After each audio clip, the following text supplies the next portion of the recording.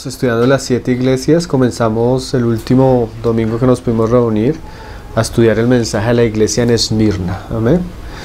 Entonces ese día leímos toda la epístola, todo el mensaje a la iglesia y estudiamos apenas el primer verso, una parte. Hoy vamos a estudiar el primer verso, o sea, el verso 8, la segunda parte. Dice: y escribe al ángel de la iglesia en Esmirna, el primero y el postrero, el que estuvo muerto, y esa fue la consideración, y vivió, dice esto. Entonces hoy vamos a hablar de la resurrección de Cristo. ¿Por qué es tan importante tratar estos temas, hermanos? Siempre que el Señor en su gracia nos permita y nos conceda, es bueno que nosotros tratemos los asuntos fundamentales. Mira lo curioso, que siempre que hay una necesidad en la iglesia, el Señor se presenta a esa iglesia según la necesidad. Decíamos que Esmirna es la iglesia sufrida, es la iglesia que va a pasar por tribulación, es la iglesia que va a ser probada, es la iglesia que va a ser atribulada, es la iglesia que va a ser encarcelada, es la iglesia que va a ser asesinada por la causa del Señor Jesús. ¿Qué le podríamos hablar a la iglesia en un momento como ese? Entonces mira cómo el Señor se le presenta. Decíamos que cuando la iglesia considera la muerte del Señor, ella se arma de ese pensamiento y se dispone a caminar las huellas que Cristo caminó. O sea, cuando consideramos a aquel que sufrió tal contradicción y vemos a Cristo crucificado, la iglesia también se dispone a pagar un precio por él. Eso fue lo que tratamos la última vez. Pero no es solo la muerte, hay que considerar la muerte, pero que él también vivió y resucitó. Esto ya lo hemos tratado con varios hermanos en varias ocasiones. Tal vez algunos de los que están acá lo han escuchado varias veces, pero es importante que hablemos de la resurrección de Cristo y la resurrección de los muertos. Entonces, mira lo que dice el teólogo Gerald Collins acerca de la resurrección. El hermano decía: en un sentido profundo, el cristianismo sin la resurrección no es simplemente el cristianismo sin el último capítulo, sino no es cristianismo. Si no hay resurrección, vana es nuestra fe. Ahorita lo vamos a leer, te lo vamos a leer de Pablo. Mira lo que dice el hermano: la resurrección es la vindicación suprema de la identidad divina de Jesús. O sea, la resurrección nos muestra que realmente Jesús era lo que las escrituras nos dicen que Él era. La enseñanza divina, la obra de Cristo es ratificada por su resurrección. Es la prueba del triunfo sobre el pecado y sobre la muerte. Es la base de la esperanza cristiana. Es el milagro de los milagros. ¿Sí? Eso es la resurrección. Otro hermano dijo: la resurrección fue sin duda la proclamación central de la iglesia primitiva desde el principio. O sea, el mensaje central de la iglesia primitiva era que Cristo había resucitado. Es más, los romanos decían: pero estos cristianos son locos. Se reúnen los domingos a celebrar la muerte y a comerse como caníbales a uno llamado Jesús. ¿Sí? Ellos no entendían a qué se reunía la iglesia. Pero lo que no entendían era que estos que celebraban la muerte la celebraban porque después lo habían visto vivo. ¿Sí? Porque imagínate tú reunirte con tu familia a celebrar que alguien martirizó a tu papá, lo torturó y lo mató de la manera más cruel. Eso no tiene sentido, porque ellos celebraban una muerte tan cruel y tan trágica como la del Señor Jesús, porque Él había resucitado. Y ese era el mensaje que ellos llevaban. Y la iglesia en Esmirna va a pasar una prueba terrible, pero siempre que la iglesia se enfrenta a asuntos terribles, la iglesia tiene como el mejor camino volver a lo esencial y volver a lo primero. Nosotros creemos que en los tiempos de crisis la iglesia necesita mejores formas, mejores métodos, mejores templos, mejores músicos, mejores cosas, pero la iglesia lo que necesita es comprender de una manera viva y real lo fundamental. Y en este caso lo fundamental es que Cristo murió, hermano, pero no solo murió, resucitó. Y en base a eso la iglesia va a poder enfrentarse a los desafíos. ¿Por qué? Porque si Cristo resucitó, nosotros, aunque muramos de una manera terrible por su causa, aunque seamos decapitados, aunque seamos perseguidos, muertos de la manera que el Señor lo permita, sabemos que hay una esperanza mayor, que es la resurrección. Amén. Entonces por eso es tan importante que Esmirna se afirme en ese mensaje. Y no solo Esmirna, sino todo el cristianismo debe centrarse en esto, hermanos. en que Cristo murió y resucitó. Mira lo que dice el hermano. Los primeros cristianos no adoptaron simplemente las enseñanzas de Jesús. Estaban convencidos de que lo habían visto después de la crucifixión. Eso cambió su vida y le dio un nuevo inicio a la iglesia. Si Cristo no resucita, no hay iglesia, hermano. Porque los que le seguían estaban atemorizados, escondidos, unos renegando, otros ya abandonando la causa. Pero cuando el Señor lo encontraron vivo, eso les dio nuevas fuerzas para seguir adelante. Amén. Ciertamente la resurrección era la convicción central. Se aseguraban completamente de que lo que decían era verdad y toda la evidencia lo mostraba. Los evangelios y hechos, incidente tras incidente, testigo tras testigo, detalle tras detalle, corroboración sobre corroboración, era sumamente impresionante. Aunque lo intente, no puede pensar cualquier autor cristiano en otra historia tan completamente segura y necesaria en nuestra fe como la resurrección. Todos los evangelios van a la resurrección, hermanos. Por eso esa crítica que hace la versión textual que quita la última parte del Evangelio de Marcos no es real, hermano, porque aunque ellos dicen que no existe ese testimonio en los manuscritos más antiguos, hermano, sí hay manuscritos más antiguos que hablan de la resurrección. ¿Y cómo podemos pensar en un evangelio que no termina en la resurrección, hermanos? ¿Sí? La resurrección es el asunto central de nuestra fe. En tiempos de crisis, el pueblo de Dios debe tener en cuenta cuáles son las cosas fundamentales.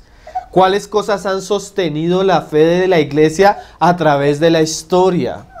A la iglesia no la ha sostenido un gran predicador, hermano. No la han sostenido ni templos ni formas. A la iglesia la ha sostenido que aquel que murió resucitó y está en los cielos e intercede por nosotros y no ha dejado que el asunto se acabe.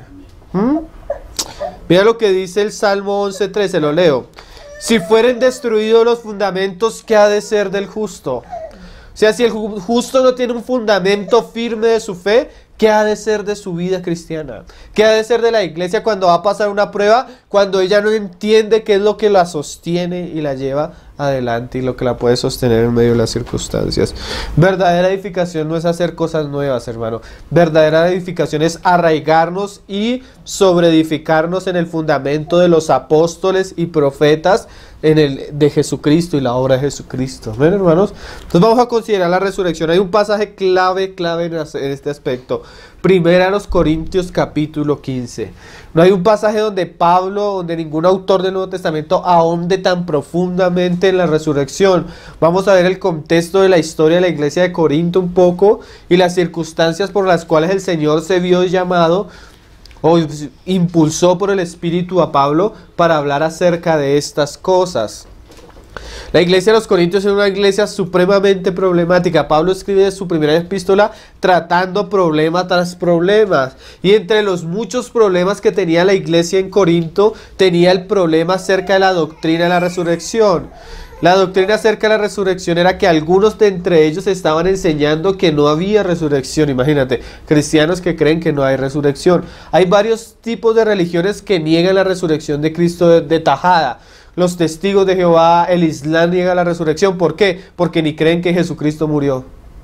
Entonces, si no hay muerte, pues no hay resurrección. El Islam dice que el Señor se durmió ahí en la cruz y se hizo el medio muerto y cuando los discípulos vieron, lo escondieron y lo sacaron. Así hablan los testigos de Jehová de la muerte.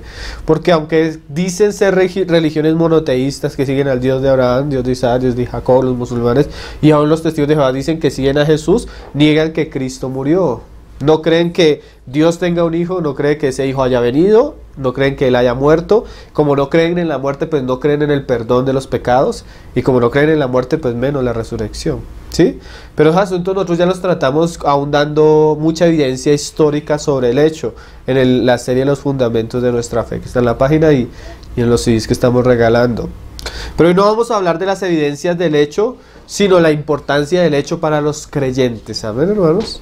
Entonces vamos a leer primero a los Corintios capítulo 15. Pablo va a tratar el asunto y Pablo comienza con el fundamento del Evangelio.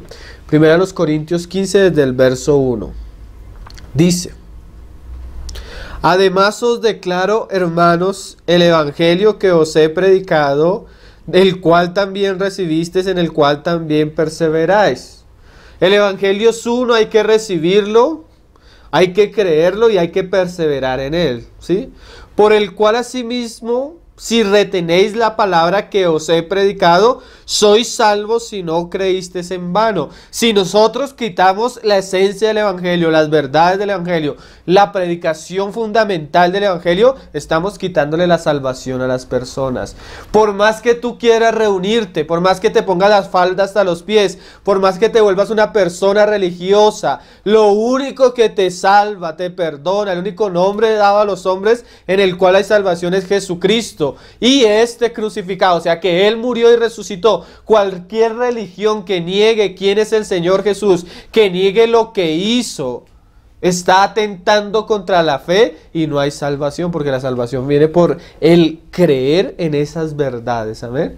Y ese es el evangelio que hemos recibido, no hay otro evangelio. Cuando nosotros hablamos del evangelio de la prosperidad, estamos hablando mal porque no existe otro evangelio. La prosperidad no hace parte del evangelio, es otro evangelio, como el que describe Pablo en Gálatas. El de las obras, un anatema, algo maldecido, algo que Satanás ha infiltrado en la iglesia para destruir la fe del creyente. Pero la iglesia debe conocerlo acerca de la muerte, de la resurrección y perseverar en ello, entenderlo, comprenderlo a la luz de las Escrituras. Y dice: porque primeramente os he enseñado lo que asimismo recibí. O sea, no era algo nuevo, sino era lo mismo que el Señor enseñó, lo mismo que los apóstoles habían enseñado y lo mismo que Pablo predicó. Que Cristo murió por nuestros pecados conforme a las Escrituras. Nosotros tenemos series completas de esa frase. Nosotros tenemos, hace 15 días hablábamos un poco de la muerte de Cristo. Y que fue sepultado y que resucitó al tercer día conforme a las Escrituras. Porque tú lees en los Salmos que ya David hablaba proféticamente que el Señor no dejaría su alma en el Seol, que no dejaría que su cuerpo vería corrupción. Entonces, pero David su tumba se encontraba. Entonces, ¿quién fue el que resucitó? El Hijo de David, el Mesías prometido, ¿sí? Hay varios pasajes. Decía el salmista: ¿quién te alabará, oh Dios, en la muerte? Si en la muerte no hay memoria, pero tú nos sacarás a vida. ¿Cuál era esa vida? Resurrección, hermano.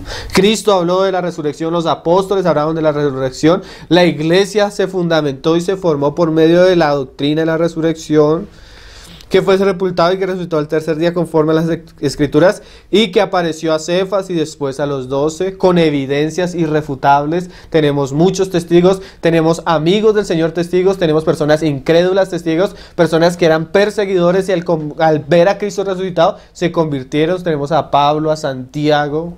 Tenemos evidencia histórica de esa resurrección. Se puede comprobar más la evidencia de Cristo resucitado, de que existió Julio César, ¿sí?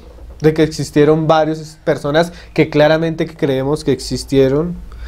Y dice, después apareció a Jacobo y después a todos los apóstoles. No, perdón, me salté un verso, ¿cierto? Sí. En el 6, después apareció a más de 500 hermanos a la vez. No solo tenemos a los 12, no solo tenemos a Pablo, no solo tenemos a Santiago, tenemos 500 testigos. Hermano, uno dice, ¿pero por qué dice Pablo esto? Porque cuando se va a juzgar a alguien necesitamos testigos y pruebas. Si Cristo no resucitó, hermano, deberían haber pruebas de que no resucitó. Pero sí resucitó. No es como el Islam. Mahoma dice: a mí se me apareció el ángel Gabriel y me comenzó a dictar. ¿Quién vio? Solo lo vio él. Pero a Cristo lo vio resucitado Pedro, Juan, Santiago, Jacobo, Andrés, Pablo. Bueno, 500 hermanos más. Las mujeres lo vieron resucitado. Hasta incrédulos lo vieron resucitado. Cuando el Señor se le aparece a Pablo, personas vieron, no podían verlo con su gloria, pero ellos lo vieron. Sí. Entonces la resurrección es un hecho histórico, hermanos, comprobable. No hay mejor registro histórico que los evangelios, hermano. La evidencia que dan los evangelios sobre la vida y la obra de Cristo no la tiene ningún historiador de la antigüedad, hermano. Sí, porque a veces hoy en día se ataca mucho la fe por esos aspectos, pero nosotros debemos creer que podemos pararnos frente a un historiador, frente a un profesor y mostrarle a través de la historia y de los documentos y de la evidencia que hay que realmente nuestro Señor resucitó y que la tumba está vacía, aunque la gente no quiera creer. Bueno, todo esto ya lo hemos tratado, ¿cierto, hermanos? Solo estamos recordándolo por el tema. Y dice: Después apareció a Jacobo, después a todos los apóstoles y al último de todos como un abortivo me apareció a mí. Porque yo soy el más pequeño de los apóstoles, que no soy digno de ser llamado apóstol porque perseguía la iglesia de Dios. Pero por la gracia de Dios soy lo que soy, su gracia no ha sido en vano para conmigo, antes he trabajado más que todos ellos, pero yo no, sino la gracia de Dios conmigo. Porque o sea yo o sean ellos, así predicamos y así habéis creído. Así predicamos y así habéis creído que Cristo murió y que Cristo resucitó al tercer día, como lo dicen las escrituras. Y ahora vamos a ver por qué Pablo va a comenzar a hablar de esto, porque en el ambiente de la iglesia de Corintios ya se comenzaba a negar la resurrección. Pero si se predica de Cristo que resucitó de los muertos, o sea, si ese es el mensaje, ¿cómo dicen algunos entre vosotros que no hay resurrección de muertos? O sea, mira el problema.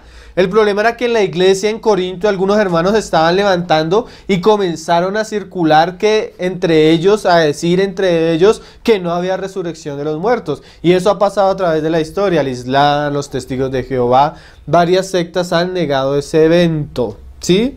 A veces que dicen que son cristianos, pero no creen en el asunto. Es más, Pablo debatía con algunos grupos de religión judía que negaban la resurrección de los muertos, ¿no? Y el Señor los corrigió y Pablo los corrigió en Hechos. Y dice, porque si no hay resurrección de muertos, tampoco Cristo resucitó.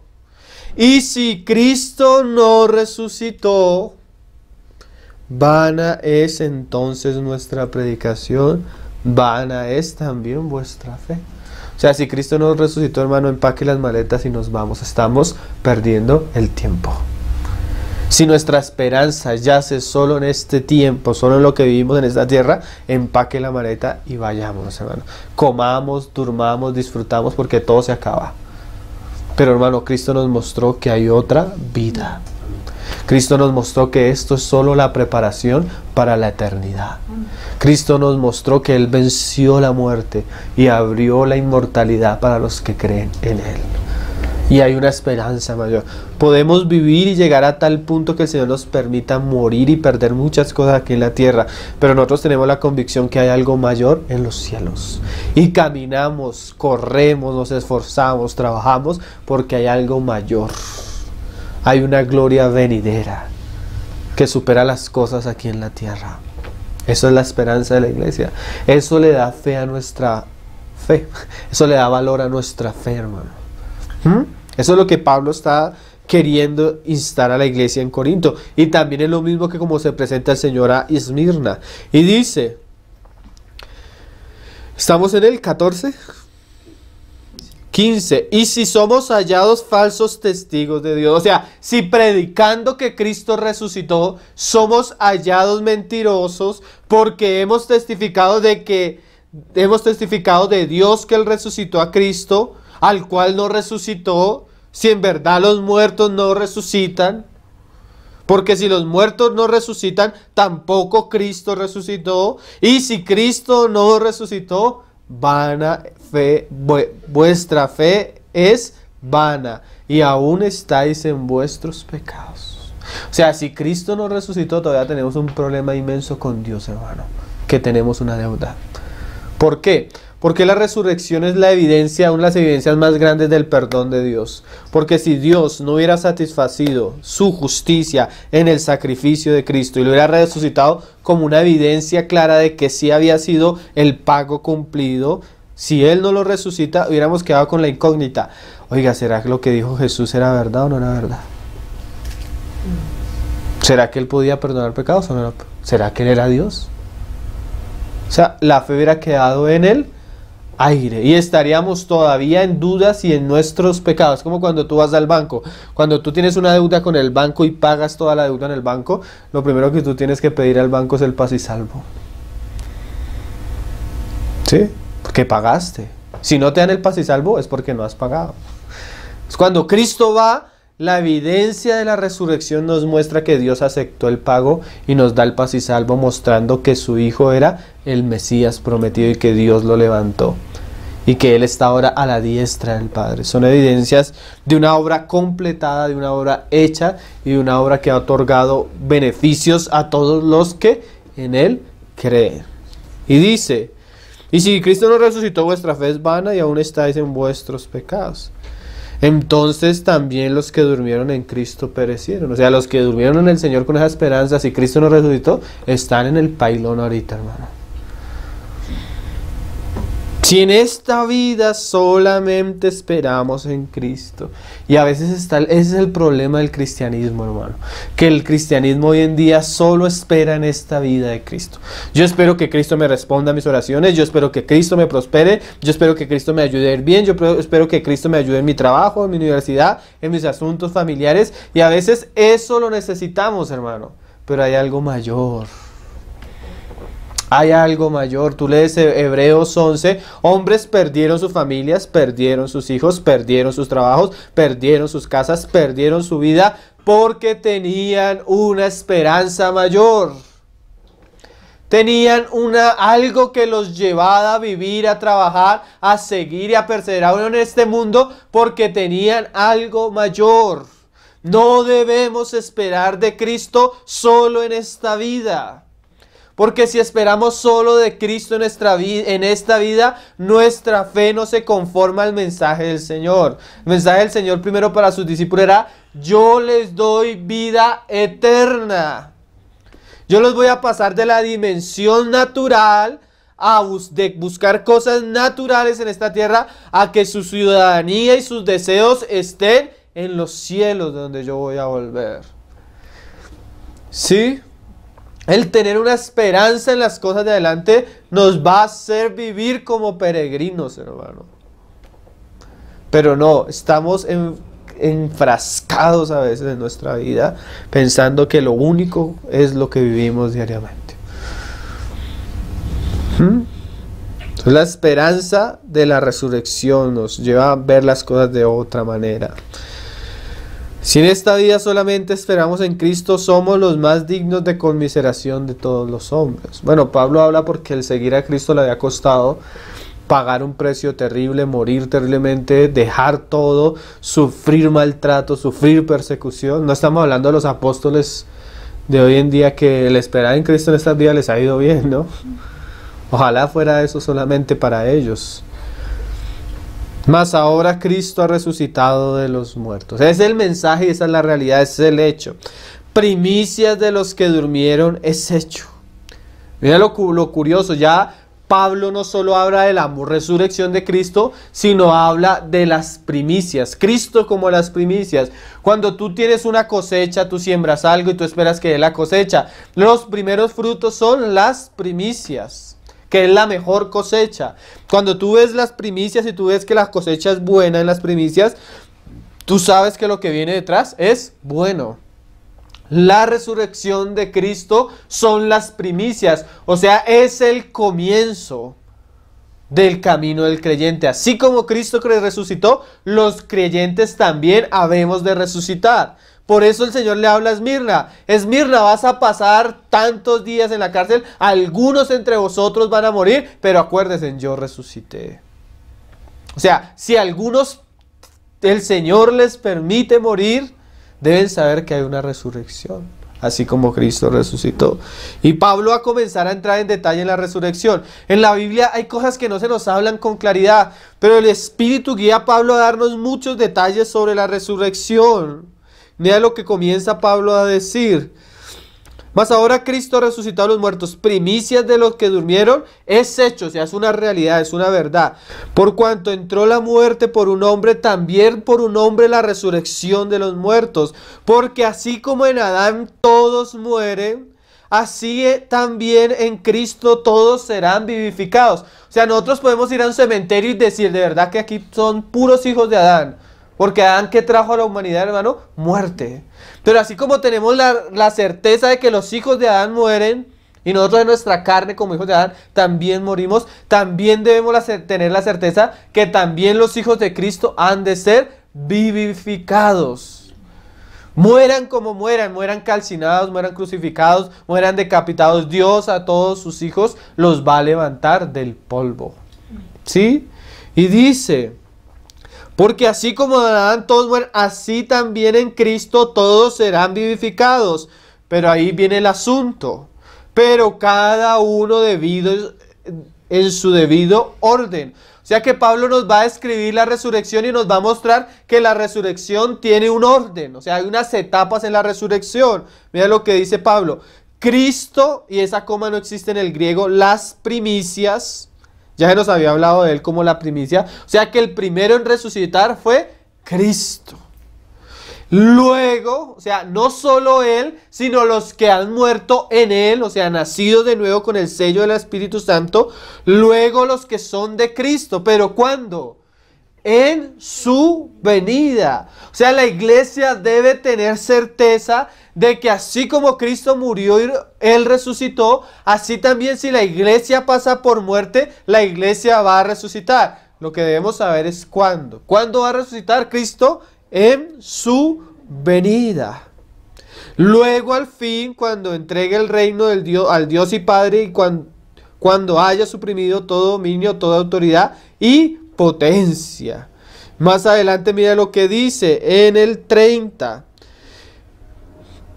Bueno, leámoslo todo porque quiero hacer un paréntesis en una parte. Dice en el 25, porque es preciso es que él reine hasta que haya puesto a todos sus enemigos debajo de sus pies. Y el postrer enemigo que será destruido es la muerte, porque todas las cosas sujetó debajo de sus pies. Y cuando dice que todas las cosas han sido sujetas a él, claramente se exceptúa aquel que sujetó a él todas las cosas.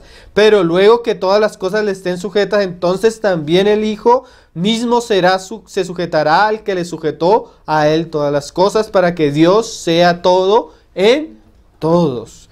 De otro modo, ¿qué harán los que se bautizan por los muertos? Si en ninguna manera los muertos resucitan, ¿por qué pues se bautizan por los muertos? Entonces es un pasaje que ha sido bastante controversial. ¿La iglesia en Corintios se bautizaba por los muertos? Esa es una práctica que hasta hoy en día lo hacen los mormones. Un mormón llega al templo mormón y se bautiza en el nombre de la abuelita que está muerta. Dice bautismo, él dice que es para salvación de la abuelita. ¿De qué está hablando Pablo? En el lugar donde él vivía había una costumbre pagana donde los paganos se iban a un río y hacían un ritual pagano donde se bautizaban y salían. No era cristiano, era algo pagano, sabiendo o enseñando que eso les iba a traer prosperidad en la vida nueva, en la vida futura. Así decía la cultura pagana de la época. Entonces, ¿qué está diciendo Pablo? Aún los incrédulos, porque mira que dice, ¿qué harán los que se bautizan? No está hablando de que era una práctica de la iglesia ni que él lo practicaba. Y no hay historia, la historia cristiana primitiva no nos habla de esta práctica. ¿Qué harán los que se bautizan? Hablando de los incrédulos, que se bautizan por los muertos y en ninguna manera los muertos resucitan, porque pues se bautizan por los muertos. ¿Qué está diciendo Pablo? Aún los impíos que se bautizan por los muertos tienen convicción de que hay otra vida. ¿Sí me hago entender, hermanos? Sí. ¿Sí lo estamos entendiendo? O sea, si el incrédulo sabe que hay otra vida y se bautiza aún por los que ya murieron, y aún se bautiza pensando en esa vida, nosotros que somos creyentes, que somos testigos de la resurrección de Cristo, ¿cómo vamos a negar el hecho? ¿Sí lo estamos entendiendo? Quería llegar porque siempre hay una pregunta en ese tema. Y dice en el 30, ¿y por qué nosotros? Y ahí viene el mensaje a Esmirna en el verso 30. Peligramos a toda hora. Os aseguro, hermanos, por la gloria de vosotros, que de vosotros tengo nuestro Señor Jesucristo, que cada día muero. Mira lo que dice Pablo. ¿Por qué nosotros pasamos peligros y por qué cada rato Dios permite que nosotros muramos a nosotros mismos, a nuestras experiencias, a nuestros deseos, a nuestros planes, para que la obra del Señor prospere? ¿Por qué dice Pablo, si como hombre batallé en Éfeso contra fieras, qué me aprovecha si los muertos no resucitan? Comamos y bebamos porque mañana moriremos. O sea, si lo que sufrimos, lo que vivimos, no tiene un fruto, no tiene una ganancia más adelante, ¿para qué lo hacemos, hermano? Comamos y muramos y ya todo se acabó. ¿Sí estamos entendiendo lo que dice Pablo? Y eso lo debía tener muy claro Esmirna. Esmirna debía tener claro que ella iba a morir, pero su muerte no era en vano, hermano. Sino que Dios iba a recompensarlos, que Dios iba a estar atento, que Dios iba a premiar a aquellos cristianos que por amor a Él murieran y sufrieran por su causa. Pero ellos deberían tener claro que hay resurrección. Y nosotros debemos tener claro que hay resurrección, que llegará el día en que el Señor nos levante del polvo y nos va a pagar a cada uno según lo que hayamos hecho. Es más, vamos a leer que nuestros cuerpos resucitados van a ser una evidencia de lo que el Señor ha hecho en nosotros. Habrán hombres que resucitarán con cuerpos con una gloria como las estrellas del cielo que alumbrarán, y habrán cristianos que se levantarán y serán opacos. ¿Por qué? Porque su vida fue opaca, no pagaron el precio, no amaron, no sacrificaron, no vivieron en pos de la eternidad, sino se hicieron duros en su corazón, amando y buscando las cosas de esta tierra, sus pecados, el mundo, y su resurrección lo va a manifestar. Nosotros lo estudiamos cuando estudiamos la parábola de las 10 vírgenes. Se levantan las 10 vírgenes, 5 sensatas, 5 insensatas, miran sus cuerpos. Danos de tu luz, que estaban viendo que habían cristianos que su cuerpo era glorioso y ellas estaban opacas. Y la otra les dice, el tiempo de pagar el precio ya se pasó.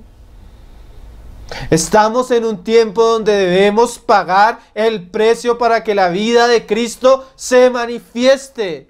Y esa palabra pagar en precio significa sacrificio, significa disciplina, significa constancia, significa amor, fe, paciencia. Y solo los cristianos que paguen ese precio, cuando sean resurrectos, van a ver la gloria del Señor en ellos mismos. Otros serán opacos. ¿Usted no ha visto bombillos? Hay bombillos que usted los prende y alumbran mucho. Hay bombillos que usted los prende y pareciera que no hacen nada. ¿Sí? Aún eso ya se ve. Hay cristianos con los que tú te encuentras y tú tocas la realidad de Cristo, tú tocas la gloria de Cristo, tú tocas la fe de Cristo, tú ves que son luz en este mundo. Hay cristianos que tú los tocas y toca buscar a ver si hay algo de luz. Por ahí a veces encuentras algo de luz, opacos. Su lámpara se ha menguado, no hay aceite en sus vasijas. ¿Sí? Entonces esto es importante, hermanos. La iglesia debe tener la convicción de la resurrección y en base a esa convicción debe vivir, trabajar. Todo lo que haga ya debe pensar en el futuro. Si bien comemos, si bien trabajamos, si bien tenemos familia, pero como si no lo tuviéramos. Y lo que el Señor nos da, lo que hacemos, lo estamos sembrando porque nuestro tesoro está en los cielos. Nuestro dinero, nuestras vidas, nuestras casas, queremos ponerlo en pro de lo que beneficie la eternidad. Dice, no erréis. Las malas conversaciones corrompen las buenas costumbres. O sea, aquel hermano que comienza a hablar y él está atentando contra la doctrina, corrompe. Velad debidamente y no pequéis, porque algunos no conocen a Dios, para vergüenza vuestra lo digo. Una persona que niega estos asuntos, que niega la muerte, que niega la resurrección, que niega el evangelio, que niega los fundamentos, no conoce a Dios. Sí, nosotros ahorita estuvimos en Valledupar y una persona, ay, que Jesucristo, ay, que la Biblia, ay, cuando comenzamos a hablarles de estas cosas, no cree en la resurrección, pero sí cree en la reencarnación. No cree que Cristo pagó por sus pecados, pero sí se esfuerza para que sus obras traten de perdonarlo delante de Dios. No conocen a Dios, hermano. Aunque tengan una apariencia de piedad, aunque tengan años en una religión. ¿Sí? La iglesia debe estar afirmada en estos asuntos. Mira lo que dice Pablo en el 35. Pero dirá alguno, ¿cómo resucitarán los muertos? ¿Con qué cuerpo vendrán? Y ahí comienzan las preguntas. Bueno, si vamos a resucitar, entonces ¿cómo vamos a resucitar? ¿Con qué cuerpo vamos a resucitar? Y lo más tremendo es que Dios nos responde, hermanos. Sí. Es tan detallista porque el asunto es importante, hermano, ¿no creen? Necio. Mira, y comienza a decirle, lo que tú siembras no se vivifica si no muere antes. Mira el asunto. O sea que para que el cuerpo sea edificado, primero necesita ¿qué? Morir. O sea que Pablo, y mira lo que dice ahí, y lo que siembras no es el cuerpo que ha de salir, sino el grano desnudo, ya sea de trigo o de otro grano. Mira lo que comienza a decir Pablo. La muerte es como una semilla que se siembra. Hermano, cuando tú siembras una semilla, hasta ahora está comenzando. ¿Está comenzando o yo acabo el asunto, hermano? Hasta ahora está comenzando. Cuando Esmirna va a la cruz, al trato, a la cárcel y muere, ¿qué está pasando con los cristianos? Hasta ahora están sembrando. Pero su cosecha viene, hermanos. ¿Sí lo estamos entendiendo, hermanos? Porque yo creo que yo siembro para recoger en esta vida. Hermano, esta vida es una siembra.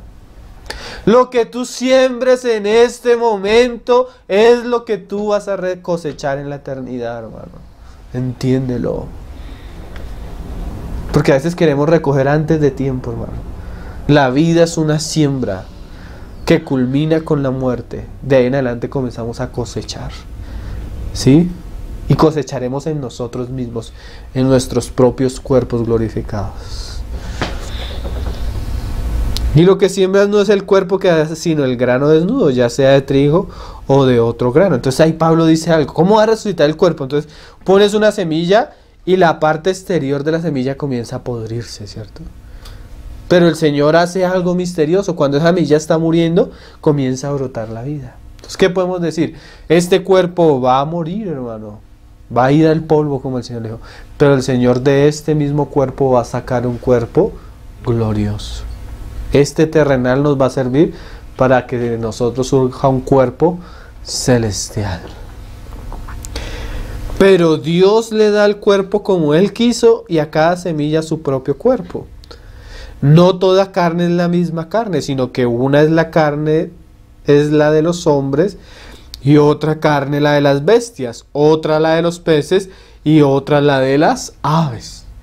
Entonces nosotros tenemos un cuerpo humano, ¿sí? Y esta carne es humana. No tenemos, tú miras de verdad y los animales, los reptiles tienen cierto tipo de piel. Cada animal tiene como que cierto tipo y nuestra carne es de hombre. Entonces cuando resucitaremos, ¿cómo seremos, hermano? Como hombres, pero glorificados, hermano.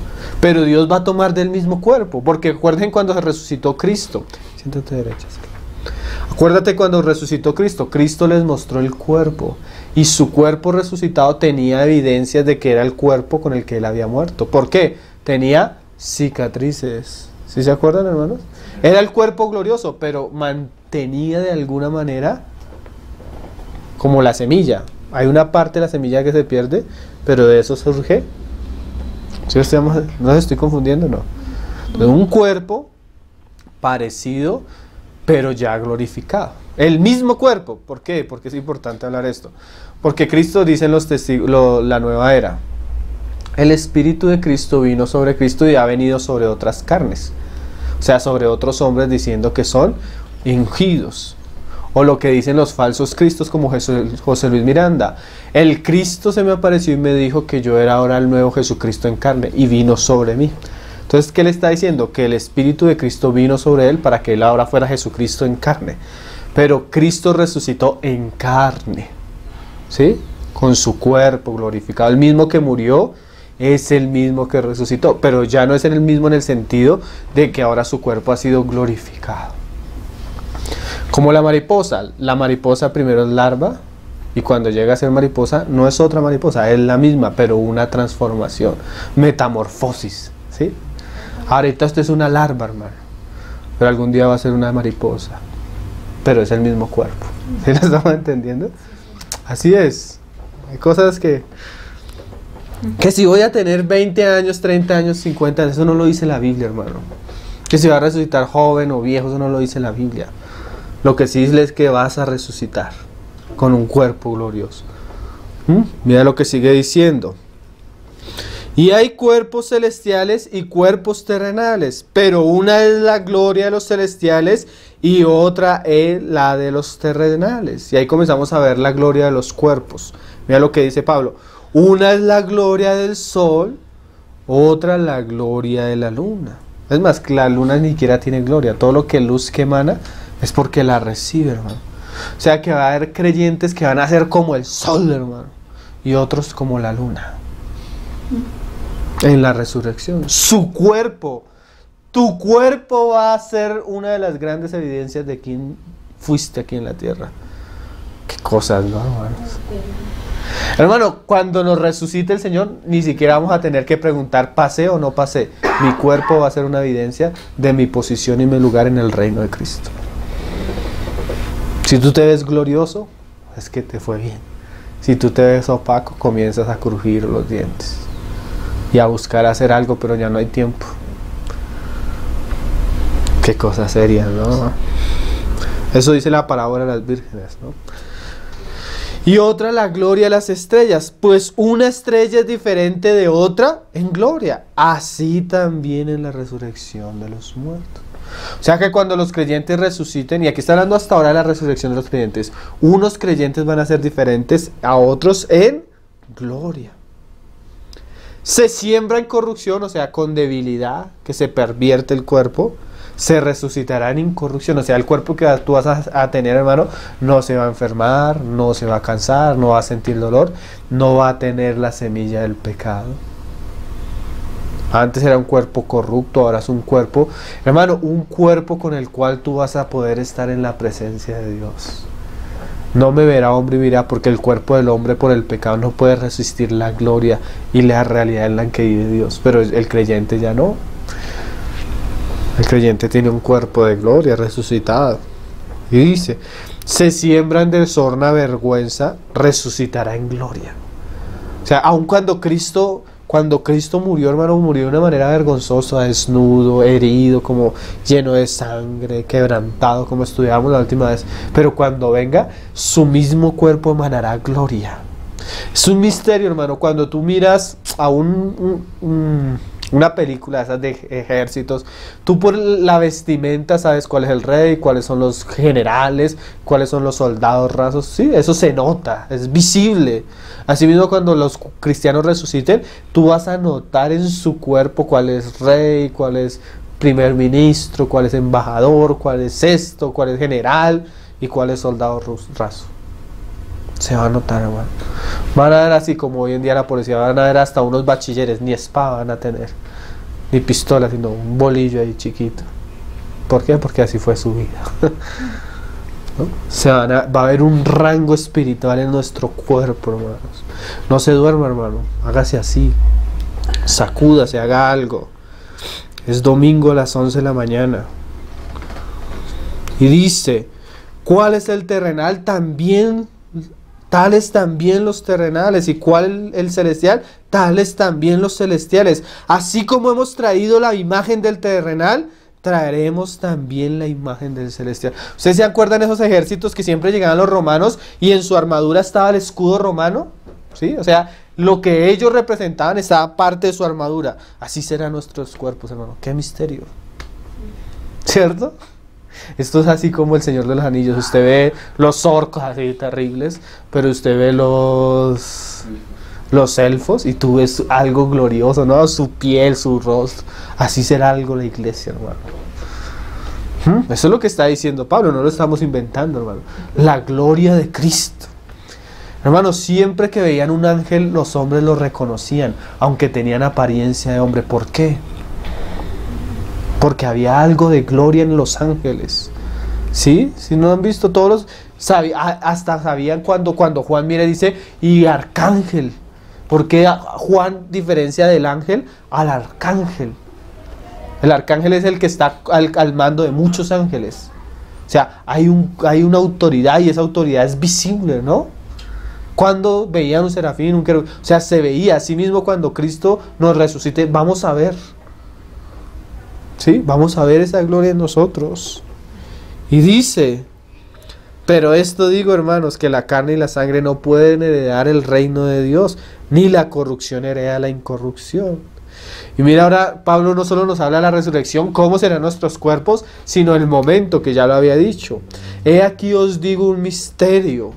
Yo no sé cómo Pablo pudo tener tanta claridad en tantos asuntos, pero seguramente Pablo va a hablar basado en lo que dijo Cristo y en lo que dijo Daniel.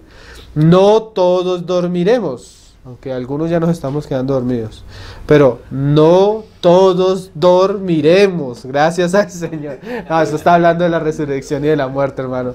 No todos dormiremos, o sea que antes de que el Señor resucite a sus hijos, van a haber personas que mueran y partan con Él, pero también van a haber creyentes que estén en pie hasta su venida. No todos dormiremos. Hermano, y eso que dicen hoy en día, que solo el Señor va a resucitar y arrebatar a los justos, aquí comenzamos a dudarlo porque Pablo se incluye entre los que no van a ser resucitados. ¿Sí? No todos dormiremos, porque la resurrección no es para los vencedores, la resurrección es para todos los que están en Cristo. Solo que cuando resuciten, algunos van a verse gloriosos y otros opacos.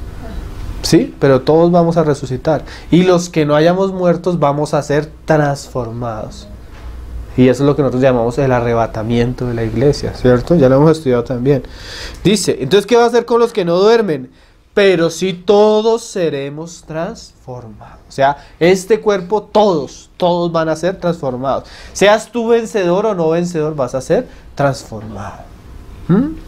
En un momento, en un abrir y cerrar de ojos, a la final trompeta, porque se tocará la trompeta y los muertos serán resucitados incorruptibles y seremos transformados.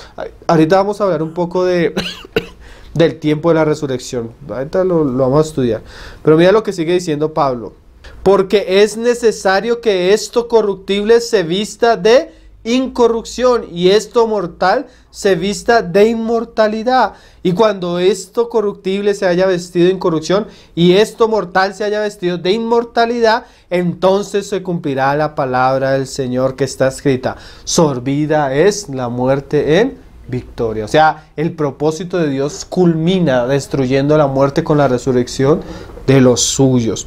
Hay algo que Pablo dice en otro pasaje, mira lo que dice 2 Timoteo 2:16, que nos muestra que no solo algunos negaban la resurrección, sino que otros decían que la resurrección ya sucedió. Mira lo que le dice ahí Pablo en 2 Timoteo 2:16. Mas evita profanas y vanas palabrerías, porque conducirán más y más a la impiedad. O sea, hay cosas que llevan a las personas a andar impíamente. ¿Por qué?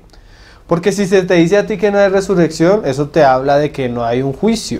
La resurrección es para el juicio, el tribunal de Cristo. Y aún para los impíos, si se mueren y todo se acaba, pues chévere vivir la vida que ellos quieran, ¿no?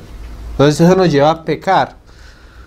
Y su palabra carcomerá como gangrena. Uf, imagínate lo terrible, hermano. De los cuales son Himeneo y Fileto, que se desviaron de la verdad. ¿Pero en qué se desviaron estos hombres? Diciendo que la resurrección ya se efectuó y trastornan la fe de algunos.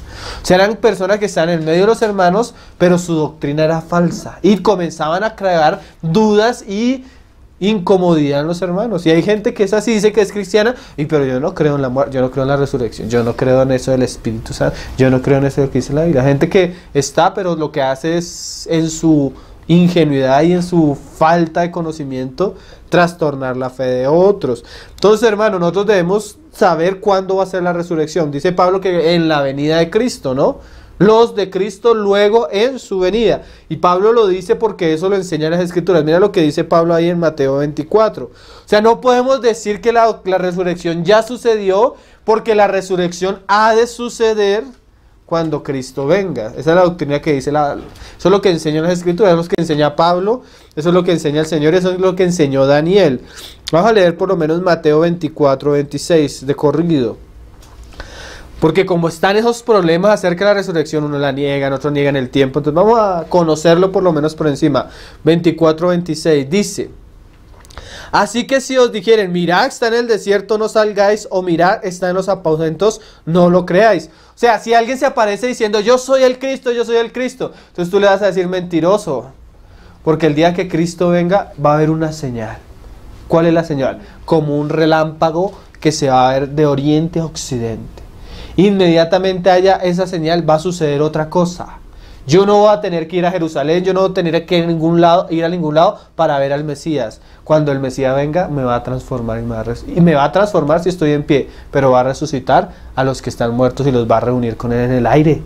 ¿Sí me va a entender? Es importante porque dice, hoy en día las sectas comienzan, el pastor se vuelve apóstol, el apóstol se vuelve Pablo y después termina siendo Jesucristo en carne.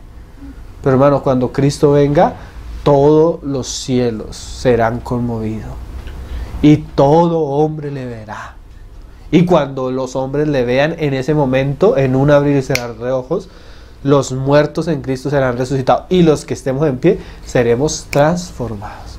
O sea, no tenemos que ir a buscar al Cristo, porque cuando Él venga, Él nos va a mandar a buscar, hermano. Hay una compañía de ángeles preparada para recoger a todos sus hijos.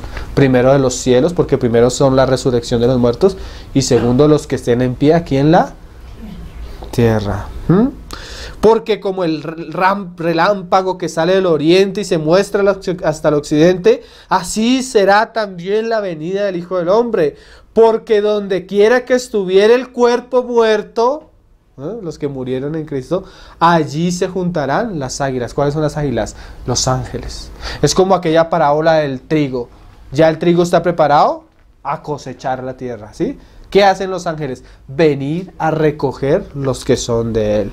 E inmediatamente después de la tribulación de aquellos días el sol se oscurecerá y la luna no dará su resplandor y las estrellas caerán del cielo y las potencias de los cielos serán conmovidas. Y ahí lo mismo que venía diciendo antes. Entonces aparecerá la señal del Hijo del Hombre en los cielos.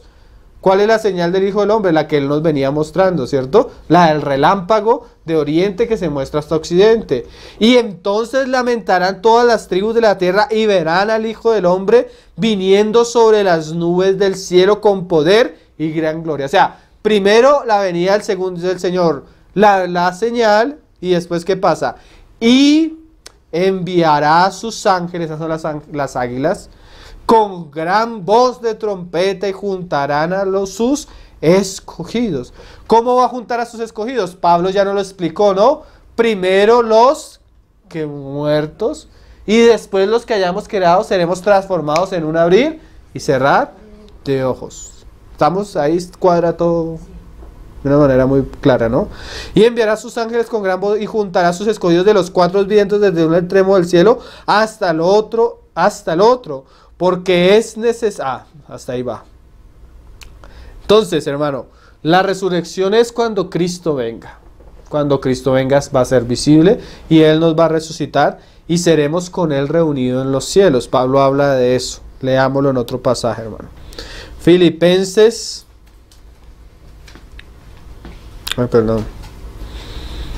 Primera de Tesalonicenses, hermano. 4, verso 13. Todo esto nos habla de la resurrección. La iglesia tiene la esperanza, pero la iglesia por las escrituras puede tener claridad cómo es la resurrección. Amén, hermanos. No es un asunto para que la gente pueda especular, ni es un asunto para que los falsos profetas nos engañen. Debemos tener claridad. Y aunque parece esto como muy repetitivo, la iglesia debe tener esto claro.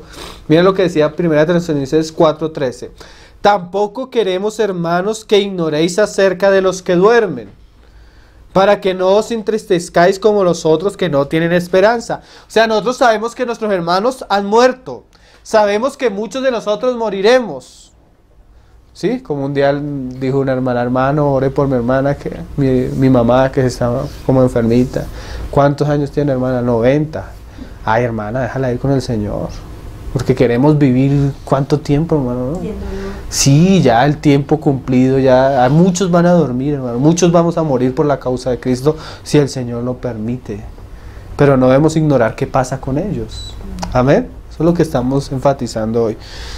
Porque a veces puede haber tristeza, pero no debe ser la misma que tienen los incrédulos, hermano. Porque es que ellos sí no tienen esperanza. Ellos mueren y ¿qué pasará? Pero nosotros sí sabemos qué pasa, ¿no? Ya varias veces hemos estudiado qué es la muerte, qué es la resurrección. Amén. Y dice: para que no os entristezcáis como los otros que no tienen esperanza. Porque si creemos que Jesús murió y resucitó, así también, o sea, igual que traerá a Dios con Jesús a los que durmieron en él. O sea, viene el Señor, la señal en los cielos, los ángeles resucitan a los que murieron y ellos vienen con él, ¿sí? Por lo cual os decimos esto en palabra del Señor, que nosotros que vivimos, que habremos quedado hasta la venida del Señor, no predeceremos a los que durmieron. Entonces mira el orden. El orden es la venida, la resurrección y la transformación y rapto, ¿sí? Hermano, nosotros no podemos poner el rapto antes de la resurrección. Por eso un rapto a mitad de la tribulación, no, ni a comienzo. ¿Por qué? Porque la resurrección es ¿a cuándo, hermano? A la final trompeta. Y la final trompeta es cuando se consuma toda la ira de Dios. ¿Sí? Y después de la tribulación de aquellos días, ¿sí ven? Entonces no podemos poner el rapto antes, sino después de la resurrección de los muertos. Y la resurrección es cuando el Señor venga en su venida y con sus ángeles recogerá a los hombres de la tierra. Y dice: porque el Señor mismo con voz de mando, con voz de arcángel y con trompeta de Dios descenderá del cielo.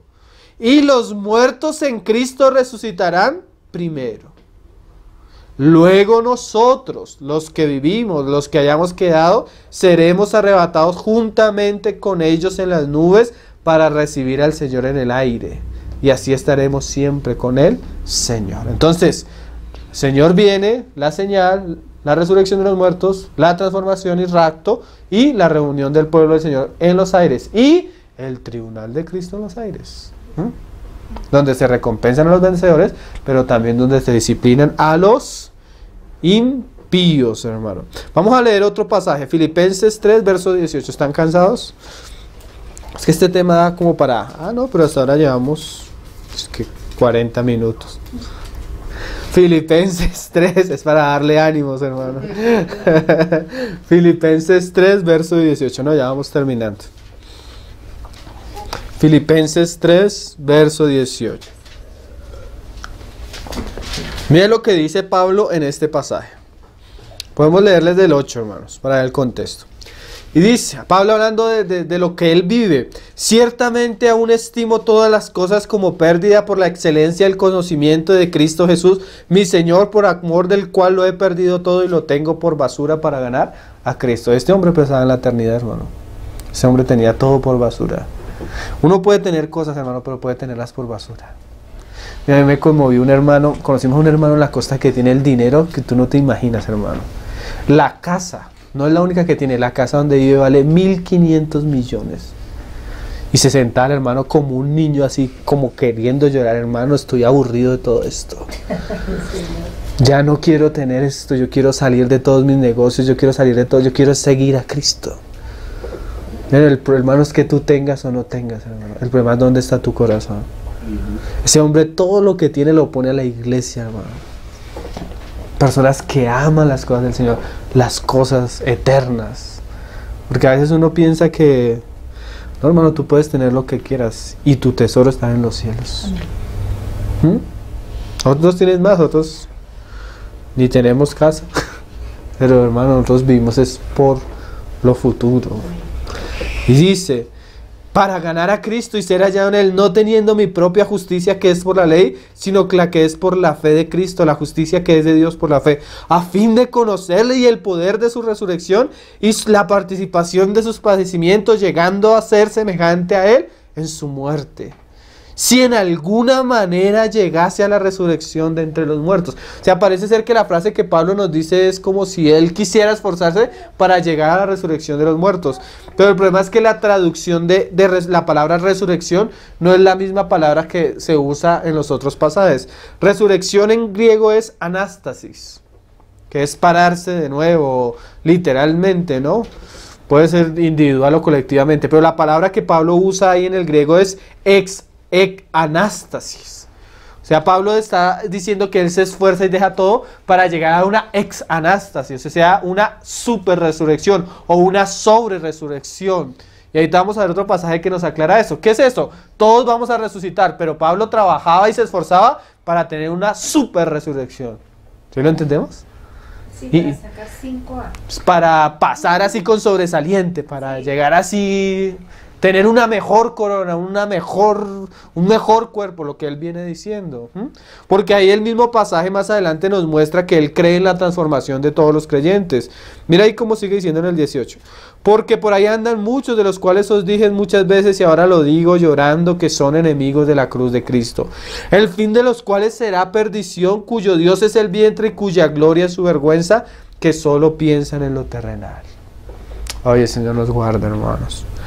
Mas nuestra ciudadanía está en los cielos, de donde también esperamos al Salvador, al Señor Jesucristo, el cual transformará el cuerpo de humillación nuestra. O sea, Pablo creía en la transformación y en la resurrección, para que sea semejante al cuerpo de la gloria suya, por el poder con el cual también puede sujetar a sí mismo todas las cosas. Pero cuando Pablo nos habla de anástasis, nos está hablando de una super resurrección, o como habla el autor de la epístola a los Hebreos, una mejor resurrección, que es más gloria, más luz. ¿Sí? Leámoslo en Hebreos 11:35. Quería hacer este paréntesis por si nos encontramos con el pasaje. Nosotros sabemos que lo que usamos son traducciones, ¿cierto, hermanos? Reina Valera, la Nueva Internacional, son traducciones.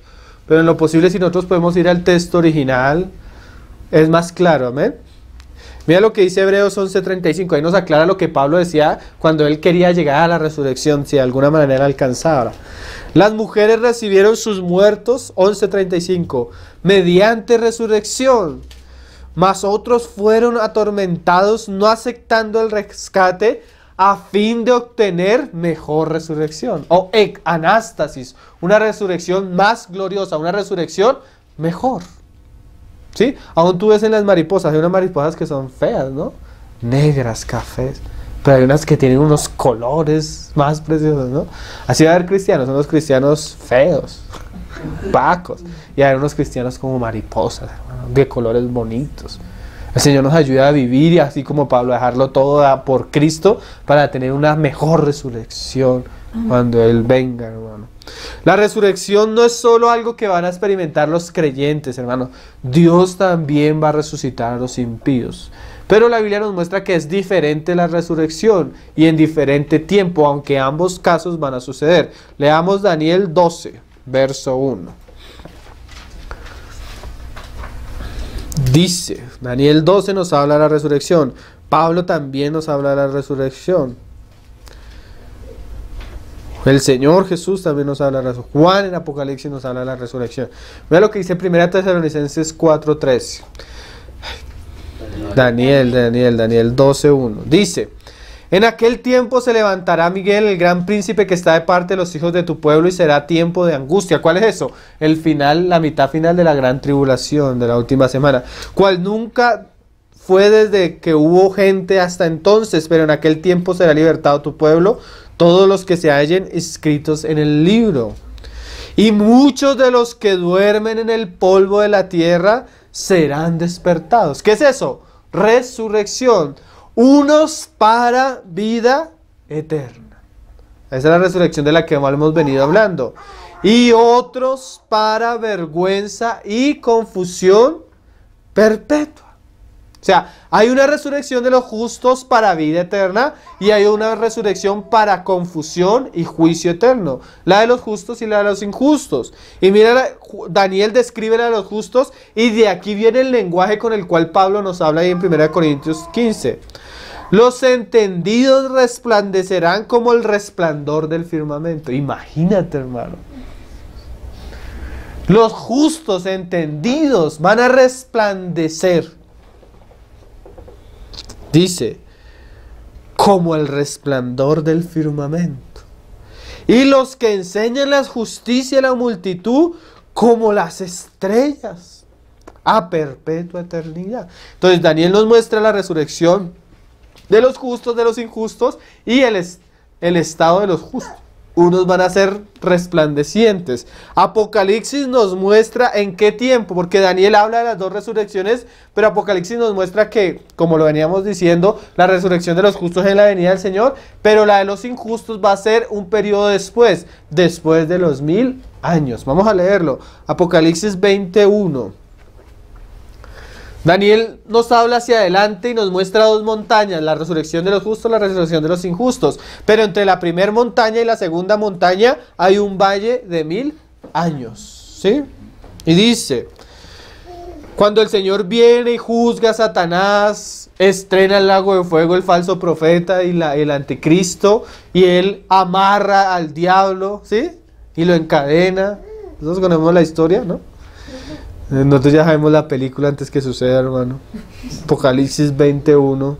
Vi a un ángel que descendía del cielo con la llave del abismo y una gran cadena en la mano, y prendió al dragón, que es Satanás, la serpiente antigua, que es el diablo, y Satanás, y lo ató por 1000 años, y lo arrojó al abismo y lo encerró y puso su sello sobre él, para que no engañase más a las naciones hasta que fuesen cumplidos 1000 años, y después de esto debe ser desatado por un poco de tiempo.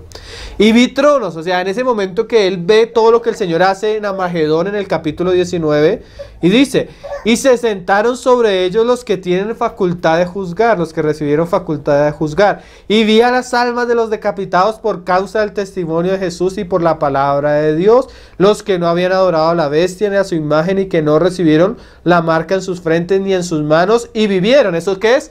resurrección. Y reinaron con Cristo 1000 años, ese es el milenio. Pero los otros muertos, ¿cuáles son los otros muertos? Los impíos, no volvieron a vivir hasta que se cumplieron los 1000 años. Esta es la primera resurrección, o sea, la primera resurrección es la de los justos. Que Cristo fue las primicias y nosotros en su venida. Bienaventurado y santo el que tiene parte en la primera resurrección. La segunda muerte no tiene potestad sobre esto, sino que serán sacerdotes de Dios y de Cristo y reinarán con él 1000 años. Y más adelante en el 11 dice: y vi un gran trono blanco después del milenio, que se suelta Satanás, reúne a Gog y Magog contra el campamento, y que desciende fuego del cielo y los consume. Dios hace algo nuevo, cielo nuevo y tierra nueva. Pero antes del cielo nuevo y tierra nueva, ¿qué hace el Señor? Resucita a los incrédulos. ¿Para qué? Para juzgarlos en el trono blanco, en el juicio del trono blanco. Y vi un trono blanco, el que estaba sentado en él, delante del cual huyeron la tierra y el cielo, y ningún lugar se encontró para ellos. Qué cosas terribles, ¿no, hermano? La gente que quería esconderse en cuevas, que quería... Hermano, es más, la gente que muere sin Cristo ahorita va al Hades, al Seol. Pero eso no es lo definitivo, hermanos. Es un juicio temporal. Algún día van a estar cara a cara delante de Dios y de su Cristo. Qué cosas terribles, ¿no? Y vi a los muertos grandes y pequeños de pie ante Dios, y los libros fueron abiertos, y otro libro fue abierto, el cual es el libro de la vida, y fueron juzgados los muertos por las obras que estaban escritas en los libros, según sus obras. Y el mal entregó los muertos que había en él, y la muerte y el Hades entregaron los muertos que había en ellos, y fueron juzgados cada uno según sus obras. Y la muerte y el Hades fueron lanzados al lago de fuego. Esta es la segunda muerte. Y el que no se halló escrito en el libro de la vida fue lanzado al lago de fuego. Terminamos con un pasaje, hermanos. Juan 5, verso 24. Dice: de cierto os digo, el que oye mi palabra y crea al que me envió tiene vida eterna, y no vendrá condenación, mas ha pasado de muerte a vida. Eso es la salvación, hermano. De cierto os digo, viene la hora, y ahora es. O sea, llegó el tiempo de esto, cuando los muertos oirán la voz del Hijo de Dios, y los que la oyeren vivirán. Resurrección. Porque como el Padre tiene vida en sí mismo, así también ha dado al Hijo el tener vida en sí mismo. Y también le dio autoridad de hacer juicio por cuanto es el Hijo del Hombre. No os maravilléis de esto, porque vendrá hora cuando todos los que están en los sepulcros oirán su voz. O sea, todos la van a oír, pero primero los que creen. Y los que hicieron lo bueno saldrán a resurrección de vida. La resurrección de los justos, a resplandecer como el firmamento. Mas los que hicieron lo malo, a resurrección de condenación. O sea que no es como el mundo dice, hermano, que comamos, bebamos y todo se va a acabar, hermano. Dios va a juzgar a hombres, a pequeños y a grandes, a ricos y pobres, delante del juicio del trono blanco. Entonces, hermanos, el que estuvo muerto y vivió, o sea, nos habla de la resurrección de Cristo, y no solo de él, porque si Cristo resucitó, nosotros también resucitaremos. Entonces, el mensaje que necesita escuchar es Esmirna, que va a pasar en pruebas y tribulaciones, ya de tener la esperanza de que hay una resurrección. Hasta ahora estamos comenzando la presentación de la carta. El Señor nos ayude a profundizar, y porque no sabemos si nosotros vamos a hacer la misma de estos tiempos, hermano. El Señor nos prepare, amén. Oremos para terminar. Padre, te damos gracias por este día, por permitirnos estar reunidos hoy, por juntarnos, por recogernos para ti, Señor. Aún oramos por los que hoy no pudieron estar, Señor, para que donde estén en sus pruebas, circunstancias, trabajo, Señor, tú estés con ellos, Señor. Te damos gracias por la palabra que oímos, Señor. Nosotros no sabemos qué tú tienes preparado para nosotros, Señor, pero tú sí lo sabes, Señor. Prepara nuestros corazones, fortalece y afirma nuestra fe, Señor, para que podamos estar listos y preparados, dispuestos, Señor, no solo a vivir por ti, sino a morir por ti, Señor. Y ayúdanos, Señor, sea que trabajemos, sea que nos casemos, sea lo que tú quieras para nosotros, Señor, que podamos vivir con esta esperanza y santificarnos con esta esperanza, Señor. Trabajar por las cosas que tienen valor, las eternas, Señor. Vivir para aquello, Señor. No dejes que nos enredemos en este mundo ni en las cosas de este mundo, Señor. Haz que nuestro tesoro esté en los cielos donde estás tú, Señor. Haz que nuestro deseo sea servirte y amarte, Señor, pues tú lo mereces y tú eres digno de toda gloria y honor, Señor. Ayúdanos, Señor, en cada una de nuestras circunstancias, Señor. Ayúdanos. Levanta nuestra cara del polvo, Señor. Que podamos alzar nuestra mirada a los cielos y correr en pos de ti, Señor, y de nuestra ciudadanía, Padre. Ayúdanos a ser vírgenes sensatas que llenaron su vasija de aceite, Señor, y su luz no se apagaba, sino resplandecían. Aún en medio de este mundo tú quieres que nuestra vida resplandezca, Señor. Ayúdanos, porque solo en Cristo, solo en Él y solo por Él, Señor. Y solo para Él, pues de Él son todas las cosas. Nos encomendamos a tu gracia, Señor, en esta semana que comienza, Padre. En el nombre precioso de tu Hijo Jesús, Señor. Amén, Señor. Y adorar a ti, poder.